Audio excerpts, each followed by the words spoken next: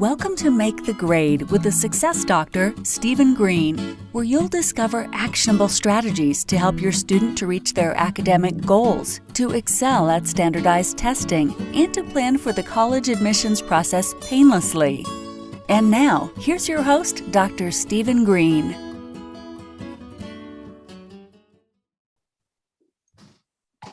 Hey, everybody. Steve Green here. Make the Grade podcast. I'm excited. Those of you who are regulars on the podcast know when I have a guest, especially a really good guest who's going to give you some super information today. Parents, get your pencils out, sharpen them up. Dale Troy. Dale, welcome. How are you? Great. Thanks for inviting me. It's my pleasure, my honor. I really appreciate you taking some time to come on. Let me tell everybody a little bit about Dale, and then we're going to jump right in. Dale Troy is a college success coach and a certified health coach. Good combination. Parents hire her to help their children transition successfully from high school to college. I know that's an issue. Dale's experience in helping college students started with her own 3 daughters. All 3 of her daughters graduated from Yale College, which is and she's a graduate of Yale and Yale Law School. Man, a lot of Yale in your family, Dale. Dale helps students get good grades, make great friends, stay healthy, both physically and mentally at the college level. Did you know the freshman dropout rate is 30%, 3 out of 10? Wow. Dale's College Success Formula program protects parents' college investment by setting their children up for success in the start of their freshman year. The program helps students implement the habits and skills they need for academic and social success, as well as physical and mental health. Her mission is to give students confidence in their ability to handle college by teaching them strategies that reduce their daily stress and enable them to thrive. And I know Dale's got some giveaways that we're going to talk about, but 30%, that's pretty high. Now, that's nationally, right? That's not just at like some real cutthroat pre-med factory kind of colleges, right? No, absolutely. That's nationally. But just hearing that, to me, that's so scary, especially when kids have put so much effort into getting into college, and to think that a third of them are not going to make it past freshman year. And I think it's not necessary. Do you think it's because they are summarily unprepared for the experience, or they just get there and party too much or goof off? Yeah, I'm sure that 30% includes a lot of different reasons. It could be financial. It could be, as you said, they're just focused on having fun and not focused on doing well. But I think there are a lot who just become overwhelmed. They haven't had the practice. They haven't had the specific skills they need to be able to be on their own. Basic life skills they haven't developed yet, and they become overwhelmed and they feel like maybe college isn't for me, or I just can't do this. Well, first of all, let me congratulate you on raising 3 daughters. That in itself, you should get a medal for. I have 2 kids. I think 2's a medal. Anyway, and listen, obviously your academic pedigree is really strong. I mean, Yale is a excellent college, university. Did all 3 go there because of your relationship there? Or that's just how it ended up. I'm kind of curious. I didn't know this about you. I did not push them into applying there or anything. They just had that in their head. They were all high achievers, and the Eli's, right? Yeah, Eli. Yeah, a lot of the alumni kids don't get in, so there was no reason to think that they would definitely get in. In fact, not all of them applied early. Early action. None of them got in early action. They got in either regular or off a waiting list. So It's hard to get in. I know. Yeah. Listen, that's no secret. So you have a system, college success plan. You're a college success coach. Who exactly would be your target audience, and when should they start to engage with you? Clearly parents, but maybe elucidate that a little bit. Yes, I do talk to parents, and I even have a Facebook group for parents to help them start thinking about these things. But I work with the students, and my ideal person would be somebody who had graduated from high school and is starting to really think about what is it going to be like to move to college, and they want to be proactive and put some skills in place so that they feel confident about moving on to college. That's like the ideal person, but that is not in practice. I have found, unfortunately, that most parents don't want to be proactive. They think everything's going to be fine, and they contact me once their child's already having issues, whether it's freshman year or sophomore year or whenever. But my goal really is to help parents see that being proactive is a better way to go, and it's better for them and for their kid. I could not agree with you more, at least for sure in the tutoring world. Yeah. You don't know how many times I'll get somebody call me and the kid's been getting D's and F's for 3 months. They got a final or some big high stakes exam coming up, and they want to try to fix this in 3 hours. Or an hour. Mm-hmm. Not realistic, certainly not helpful. It just actually, I think, increases the stress. So why? I think you've touched on this, but let's get really clear. I want you to just give your full explanation here. Why would a parent need to hire a college success coach? They say, hey, my kid did well in high school. They got into Yale, right? Or they got into wherever. They got into a county college. Doesn't matter. They got in. They made it through high school. They've gone over that hump. Why would they need to do this? What do you really provide that maybe the kid wouldn't figure out on their own, or just growing up? Because part of going to college is maturing, right? Right. You got to give the kids some leash. But why would somebody I get it? Dale seems to know what she's doing, but why should I hire her? Okay. That's an excellent question. And I think that's what parents, they like hearing what I say, but they kind of feel like, that's why you got to sock it to them right here. Yeah, I know. Parents, wake up. You taking notes, you're driving. I don't know where you're doing. I know where people listen to this podcast. So pay attention here. Okay. So there's so many different things I can say. So number one, there's such a big difference between living at home, going to high school, where your parent is there reminding you and cheering you on and getting involved, and that versus being on a college campus where there really is no one paying attention to you. You're totally independent, and you have to figure out so many different things that you've never done before, like how to create a schedule, how to use your time, how to make sure you get up in time for the class, and that you keep track of all your assignments. There's just so many different things. And then on top of that, you have all the social pressures, wanting to fit in and wondering whether you're good enough to be there. So there's the emotional part that comes on top of the academic part. And it just, for so many kids, it just feels like too much, and they struggle. And the other piece is that there's no way in high school, they are not preparing you for what college life will be. And when you get in college, although they have orientations, they're not talking about these kinds of things. No, they're picking classes and getting to know your roommates and where to find everything, they'll tell you where resources are. They'll talk a lot about safety, sexual conduct and those kinds of things, alcohol issues, but they're not focusing on like the individual. How does the individual function well by themselves without their parents there? True or false? Yeah. Collectively speaking, things like stress, anxiety, depression, suicide, things you don't really want to think about, are on the rise in the college population. Yes, absolutely. True, right? Yes. So let's get into this, because this is kind of the side of it really people don't want to. Obviously you deal with it when you have to, but you're like, I don't want to worry about that. That's normal-ish, right? College is supposed to be stressful, a little. Right. But I think the meter or whatever, the pendulum is swinging too far. Why do you think that is?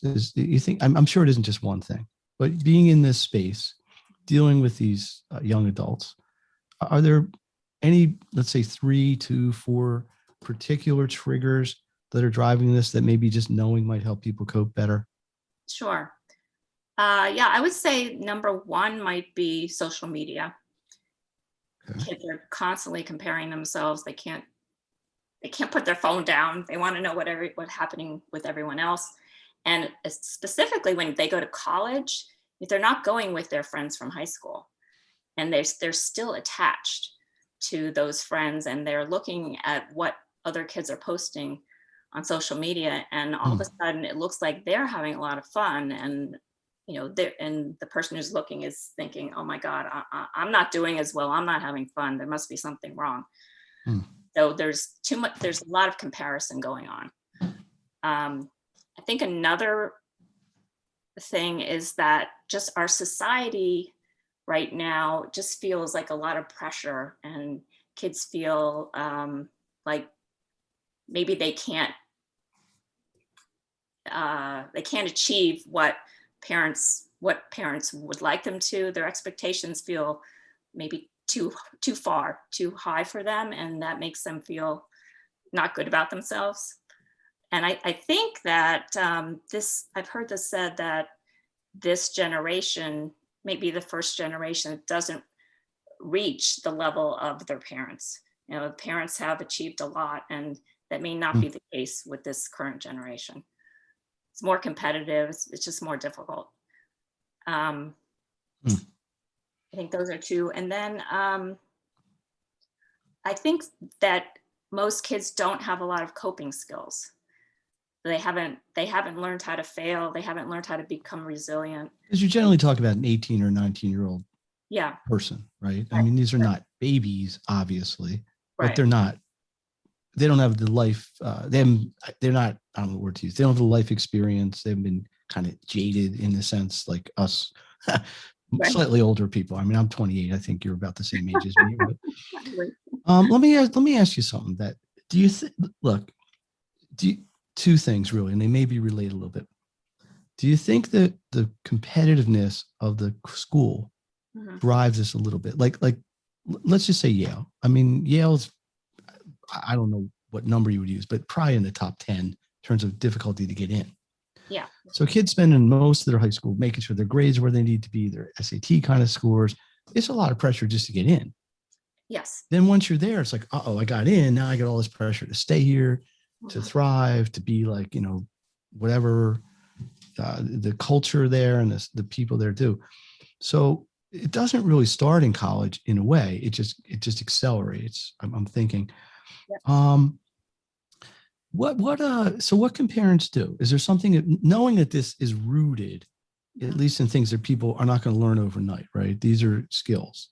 Is there something parents can do? And I think this is where you would come in to teach them to help prep kids sooner, like something maybe they could start to do during high school, especially if they're in competitive type of programs. Not to say this is not going to happen to somebody who goes to a lesser competitive school or a community college or anything in between, but I think there's degrees of this. But what's a parent to do? If they just wait it out and then look for help when there's an issue, or do you recommend that they're more proactive? I always believe in being proactive. That's just my nature. But I take it back even further to middle school. I mean, there's a point in time when kids can be doing more than parents are allowing them to do. I mean, even the simple thing of waking up in time to get the bus to middle school. I mean, parents have to start to think of their child as being an individual rather than an appendage to them, and that they really have to let them do more and make, fail and realize, oh, okay, I made a mistake. And then next time I won't do the same thing. I missed the bus, but now I know I really have to pay attention and get up as soon as my alarm rings. So you have age appropriate stages where you can start to introduce things like clean your room, right? It doesn't necessarily have to all be academic, right? Right. No, exactly. No, and a lot of it's not academic. I think they need to start to feel like it's their life, not that the parent is, constantly hovering over and guiding them through everything, because that if they have that feeling and then go to college, they're going to be lost because there's nobody doing that. Hey, my guest is Dale Troy. Dale, you're in Connecticut, right? Yes, I am. I don't know isn't that the Nutmeg State or something? It's like a weird. It's the Nutmeg State. The Nutmeg State. I don't know where that came from, but whatever. We can talk about that later. Dale, the college success coach, tremendous things that she's offering. This is the Make the Grade podcast. Our mission is simple: provide parents and others with actions, game plans they can use to maximize their education, to maximize their success. And we got some good stuff going on here today. Let's talk about this. So without giving away the shop, because you are selling a course and you are supporting people, what would you actually do? So let's say I come to you and say, Dale, man, my kid's struggling. They're not hitting the grades they think. They're feeling depressed. They're not making friends. Whatever. They're losing weight, gaining weight. I don't know. They're just they're just not feeling it. Like I really feel bad because I want them to enjoy college. And by the way, I'm paying $48,000 for them to be there. Where would you start? What will be your first step? Yeah, well, my first step is actually to do an assessment. I have a questionnaire that gets to the root of what is going on. What are the issues that they're really having? Because they could, as you said, they could be any of those things that you mentioned. You should say that, because in my business, guess what my first step is? What? An assessment. Assessment. Oh, great. Two geniuses with the same idea. Can you believe it? Yeah. Can you believe it, people? High five. Okay. Yeah, there we go. Virtual high five. Dale, I am not in Connecticut. I was not able to travel to do this. We're doing this remotely. Anyway, okay. So you start with an assessment. So in other words, getting a baseline. Yes. Where they are, where the comfort is, where the lack of comfort is. Then the assessment turns into. Yeah. And then, I basically figure out what they need to work on. And I will tell you that for most students that I end up working with, it's all about, or it's mainly about time management, how to use a planner, how to schedule their day, how to make sure everything gets done, how to stay organized, all of those kinds of things. They're just all over the place and not in control of their life there. So that's really seems to be the most difficulty that students have. So you're espousing the idea that sort of creating a structure, in turn produces a comfort. Yes. Of some level, right? I mean, look, I had this guy on my podcast who wrote this book here. Can you believe it? Oh, it was me. Yeah. It's my own podcast. Yeah, no, we are very kindred spirits here. I wrote a whole book on time management, which we can, this is not about me. I want this to be about you, because people who've listened to this know this. So what you're saying is things I've been trying to tell people and continue to is you need it. And structure does not necessarily mean limiting. Right. It doesn't mean you can't be flexible, but you have to have core principles of what you do. You can't have 15 systems. Stop it, phone. See, it's a live experience here. Somebody's trying to call me. No, you can't be on the podcast today. Dale's on. Okay. Now, you structure does not mean inflexible. It doesn't mean intractable. It just means a baseline, right? So on any given day, you got 3 tests in a day. You're going to behave differently than if it's kind of a regular, just go to class sort of day. I'm going to think how to ask this. Compliance level, right? Mm-hmm. So you say that you start working with a student and you say, listen, we got to get you a calendar. We got to get you a planner. Let's start getting all the stuff in there. Right. The students generally take to this. I mean, nothing against I know credibility wise, but I listen, I got 2 kids. Yeah. I wish they'd listen to me more, be honest. Well, but sometimes they do. It's not 100%. But I mean, sometimes people don't do what they even know is good for them because it's not popular. It's not cool. It's like what you said about social media, right? People's comparing each other. People are comparing themselves to each other. So how do you motivate? I want to ask it that way. Mm-hmm. How do you convince somebody that something that you know and probably their parents know is good for them and get them to do it without feeling like they're being told to do it? I'm asking that in a way. No, that's a great question. I think by the time, there's a couple things. One is, you're right. They're much more likely to listen to me than to their parent. I have had parents say, I've been telling my child to use a planner for the last 10 years. They refuse to use it. They're like amazed that I can get them to use it. So one thing is, I'm not their parent. The other is when they're coming to me, they know that they have a problem and they do want to solve it.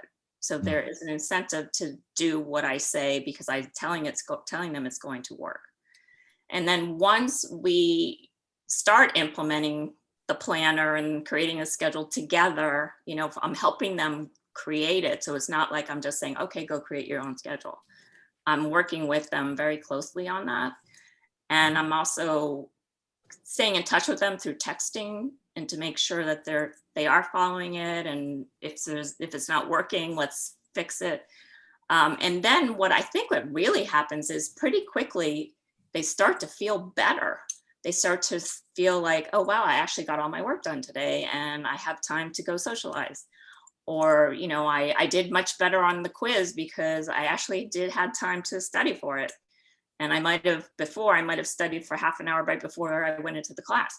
So they're seeing the positive results of doing it, and they want to keep. And then it spirals up, which is exactly what we want. It's what you're saying is so interesting to me, because this is so similar to what I see in the academic piece, and in the what we call in the academic side, kind of the executive function piece. I'm a little old school, so that term wasn't used when I kind of cut my teeth, but now it's what they call it now. I know you got some things that you offer, right? You got some like giveaways and things. Let's talk about them. How can people get to know what you do, and how can they access it? So I'm like, hey, this is intriguing. I really need to talk to this person. What would be the first step? They go to daletroy.com. Is there such a thing? No, close. Talk with Dale. Talk with Dale. Talkwithdale.com if they want to talk. Talkwithdale.com. DALE. DALE. That's free call. They can also access my free guide, which I assume you're going to put the link to. I am definitely going to put. In fact, I have a copy of it here, and it's very colorful. It's really very nicely done. Oh, thank you. Get your free guide. This is exactly the title. If you're on a video, you may or may not be, but get your free guide, 6 Secrets to Successful College Experience. And it's pretty light reading. I mean, you can probably get through it in 15 minutes or less, but that's important, right? Okay, so it has the basics in it. It has a little bit about time management, about goal setting, about having healthy habits that are going to make you feel good physically. A little bit on stress management.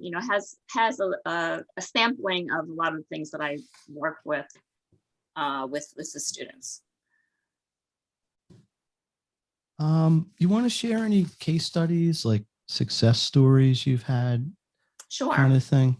I'm kind of curious if clearly, respect confidentiality and all, but can you kind of bring this home? Because maybe this is something people can relate to very directly. Wow, that was the same with my kid or whatever. Okay. So this is the one that came to mind is one that I really feel so good about. This was a girl who went to college last year, during the pandemic, different state. Her college sent her home after like 2 or 3 weeks because of the pandemic. They decided they couldn't have people on campus. Virtual. So her mom was very concerned. She said, I don't know if my daughter will want to do this, but let's try. So she came, what I really remember, she came the first meeting with a sweatshirt on with the hood, very covered up, very closed. And I could tell she was reluctant, but I didn't let that bother me. We had a nice enough conversation that she said, she would work with me. Well, what happened over time is not only did she not wearing a hood, but she's, fixing her hair and making herself look better and being much more lively and friendly. I taught her how to create a schedule on the planner. I even did a little tutoring for her with math, because math was not her strong subject.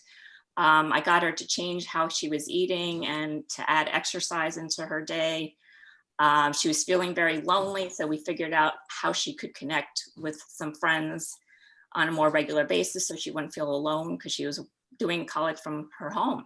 And then her grades started improving. She started feeling better about herself and about the situation. And she told me she wanted to transfer to a much more difficult college. And I'm thinking to myself, I don't know if that's even possible, but I don't want to discourage her, right? Yes. So she was getting A's on everything, and I was like so proud of her and using her planner and all that. So she applied to transfer, and lo and behold, she got in to this school that's like her dream school. And I'm like, I just can't. Let's see what the studio audience here thinks of that. Oh, no, not that. There we go. I just made me feel so good for her. Well, listen, we share this. I mean, we're both in businesses where we basically spend our day helping or trying to help people. Right. And you can make a living at it, but really the reward you can't pay for is the satisfaction of seeing somebody in a state of struggle, transition, have some bumps, but eventually come out on the other side significantly better off. Does it matter what major somebody has? Like, do you see more struggles in pre-med than a history Not at all. major? Okay. No. And I will say it doesn't matter what school they're at either, because even if they're not at like one of the most competitive schools, I have had kids from every level of school. So it's really not about the school as much as about who they are as a person and how, what their individual, what they've developed over the years. Yeah. This is the Make the Grade podcast. My guest, Dale Troy, the college success coach. We're talking about getting your kids 100% really kind of in the groove in college. That's my term, not hers. She might have something a little more technical, but I think that's the idea. Kids are going to struggle. It may affect their social life, their academic life. And this is all about actions. That's what this podcast is about. So if you want to reach out to Dale, talkwithdale.com. She's got some great giveaways. You can certainly stick your toe in before you jump in the deep end with her. Dale, do you reach a point, because this happens in my world, where it's beyond what you or I might be able to handle? Like there's a point where I got to say to a parent, listen, this requires a psychologist or a psychiatrist or like somebody who's much more professionally credentialed, I suppose, to deal with this. Is that something you're on the lookout for? Absolutely. I have suggested that to parents. Okay. And when I felt like, I often actually work in parallel with somebody who's. Yeah. Well, that was my next question. Yeah. They're already using a therapist, but what I'm doing is totally different. But there are situations where they don't have a therapist, and I feel like I've gotten as far as I can. I look at what you and I do as sort of functional, as opposed to certainly medically therapeutic. Yes. But when you're dealing with a social cure, like a therapy, or something like that, it's it's so in between because there's so many layers. And yes. Hey, let me. We're gonna wrap up in a sec, but your husband didn't go to Yale? I mean, was he a slacker? Yeah, he did. Oh, he did. Okay. Well, you didn't say that. You only told me about yourself and your 3 kids. That's where we met. Okay. So okay. I was a little worried. I didn't know if you were like, he was like upgrading by getting with you, or not at all. Well, good for him. So he Yale. I didn't realize Yale was such a place. You want to meet nice people, you go to Yale, right? You got any pets that went to Yale? You got a dog or a cat that went to Yale? No, but the bulldog is their mascot. That's right, the bulldog. That is right. And I love dogs, so that fits in too. Well, this is good. So you went to law school, but you're not involved in the legal world, I guess. No, I practiced for a short time, but I like working with people, and it was more about documents. But I was a headhunter for lawyers for 10 years. So I was a coach in a sense. So sort of a recovering lawyer, as some people like to. Yeah, exactly. I guess maybe sarcastically say, but we are never sarcastic on this podcast here. Is there anything we left out? Is there anything you want to share that maybe we just haven't gotten to yet in our chit chat? I just want to emphasize to parents that your kids are capable of being in college and functioning well and graduating. I think that they just don't have the skills. And sometimes I like to compare it to something like learning to drive. I mean, there's skills involved in practice. Absolutely. You can't just expect them to, get in the car and drive. So I think it's we're just missing something as a society, just thinking that every kid can just go from high school to college and it's going to be fine. Do you find, let me ask you this. I'm sorry to interrupt you. Yeah. Do you find, I had a parent who claimed, maybe that's the right word. A lot of kids go to camp. They go to overnight camp, sleepaway camp, call what you may. Do you find that kids who do that, or maybe have done teen tours, I don't know what, regionally what people would call these things, are better adjusted? Like if a kid went to overnight camp for 6 years, 6 summers, is accustomed to being away from home, presumably would have more independence or less reliance, which are not necessarily the same thing, but probably coexist. Is there any data that kids who've had those experiences or adjust more easily? I don't know about I camp. don't. I will say that I have noticed that kids who've gone to boarding school Boarding school, or because that's a similar it's similar, separation from a right? home. Yeah. And it's for Okay. a long period of time. Whereas Mm. camp is so short-lived, it's hard. And it's all about fun. I think it's a little different. Yeah. They've been to boarding school and they've had to perform academically. It's definitely a help going to college, but college is still like totally different from boarding school. And there's a lot of structure in boarding school. I mean, two of my Yeah. girls did actually go to boarding school. Mm. So I know it pretty well. So I think that helps with the just basic kind of adjustment. And if your child is going to be homesick, if they've been to boarding school, that's probably going to not happen. Let me go to the opposite end of the spectrum, because I have a big population of homeschooling parents. Okay. Which is almost the reverse, because they don't even go to. I'm not judging this at all. Right. They don't even have the socialization often of a school, like a public school or a private independent kind of school. Any even just completely anecdotal observations there? Do you get many kids who were homeschooled up to high school now in college? Is there anything that stands out at all there? I can look into that. I've thought about the homeschool population. Actually, I did a webinar for them once for one group.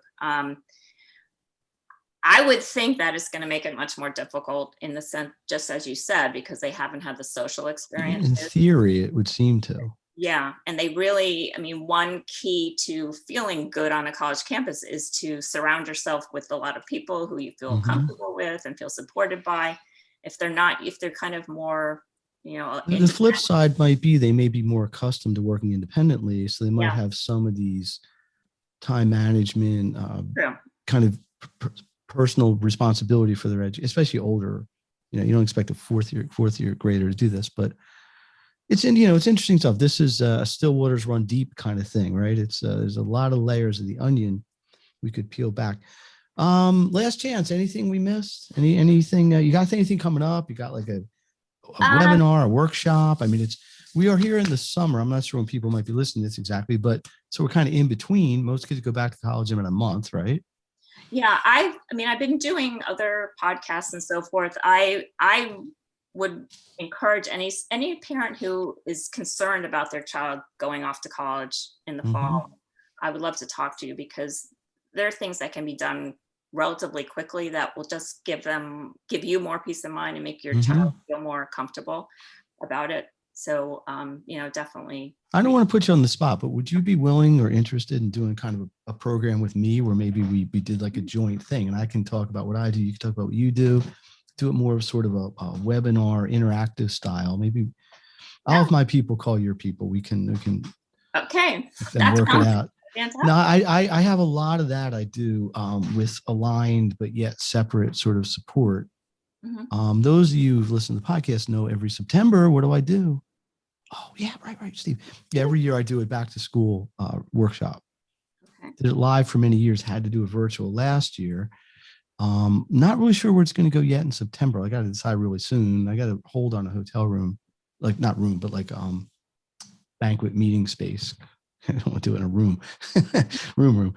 All right. Any what do you do for fun? You got any hobbies you want to share? I love dogs, so I spend a lot of time with my dogs. I love movies. I love eating, going to the beach, all the kind of basic stuff. But so you take a picnic basket and a tablet and you watch a movie on the beach. Your perfect day, sounds like it. But it would be kind of sunny on the tablet, right? Yeah, maybe you get an umbrella. Maybe it'll work out. But my greatest, what I love to do really is help kids. Yeah. We share that. I think it's maybe why we have a simpatico. Yeah. Any particular kind of food? Is there like a specialty of food in Connecticut? I don't know. Like New York, sort of famous for pizza, I guess, and Philadelphia, for better or worse, for cheesesteaks. Is there like a Connecticut? Anything maybe. Connecticut that homemade ice cream, maybe. Homemade ice cream. Okay. Well, that's nothing wrong with that, right? Yeah. I like vanilla. My favorite flavor of ice cream is most boring flavor of all. Vanilla? Yes, my favorite flavor. I like French vanilla, but that's pretty boring. Coffee ice cream. I don't drink coffee, but coffee or toffee? Coffee. With a C. Coffee with a C. Interesting. Yeah. Yeah. I live in a house where everybody else eats chocolate, or chocolate, as they sometimes call it. Yeah. So I don't have to worry about anybody eating my vanilla. I don't say, hey, you ate my vanilla ice cream. What the, if you run out of it, at least go buy more. I don't have to worry about that in my house.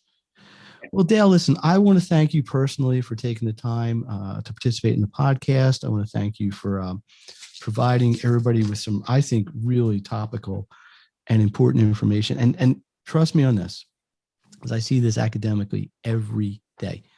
This is stuff you need to plan ahead for. This is not something where you want to get caught with a big problem that could have been mitigated and maybe even eliminated completely with an earlier intervention.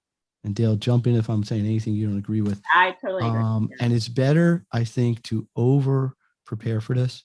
Not heavy duty, but, just have the resources, have them where you want them to be. So if you need to accelerate a little bit, and just give your kids the skill set they need to succeed. That's really what this is, I think, boiling down to. So we got a great professional here. Check out the show notes. You'll see how to get a hold of all her great materials or communicate with her and move from there. So, hey, I got a lot of stuff going on here. A lot of guests in the next 4 to 6 weeks. You will see them as they post. If anybody out there wants to be on the podcast, yeah, it's happened. Some of my guests have been listeners. Incredible. Yeah, it's like kind of graduating in a weird sense. Just reach out. Most of you know how to get a hold of me. sgreen@makethegrade.net. That's green with an E on the end, not the color, because I am extra special. Or you can go to the website, makethegrade.net. Dale, plug your website real quick, because we haven't really done that properly. Oh, yeah. It's www.crushcollegestress.com. Crush College Stress. I like it. Name. Yeah. Metaphorically and literally. So, all right, we are going to wrap it up. Thank you again for listening, everybody. Let's have one last show of appreciation here. Ready?